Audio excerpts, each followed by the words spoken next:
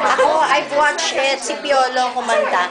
And halata yung moves ni Mickey, lalo na kay John Boy. No, si Piolo kumanta, pero who was dancing was Bea, John Boy, Jeff. Before, it's you. Kami dalawa, yeah. Pero it's ano, pero I think Piolo, I don't know what the deal is. Anong website? Pero ang endorses talaga is Bea. Yeah, and Piolo now. Sinabi ko. Hindi na know yun what happened to him. Siyempre, gusto niya yung... I wasn't allowed to do it. Pero with Iya, hindi ko siya na ano eh. The stage was kind of ano. Parang meron, parang hindi ko siya na it was so weird, kinobas kami dapat yung first ano namin. Meron voice. Biglang wala.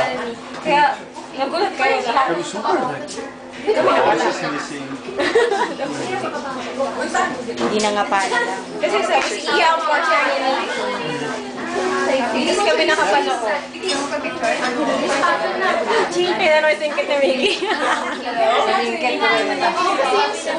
Kailangan nyo naman interview na. Ano ba? Hindi, pero halata yung moves ni Mickey kay John Boy. Gusto ko talaga.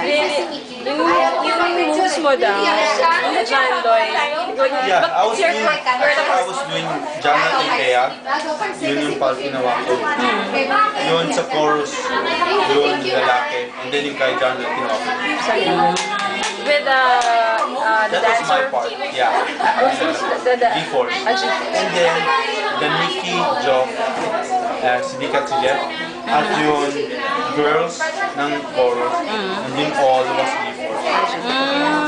So ano, it's a collaboration. Yeah, it was a collaboration. Madali ito ba siya? It's fun talaga because he's really winning it. Yun masaya. Oh, si John Lloyd, yeah. He's getting better and better. Yes, before you know.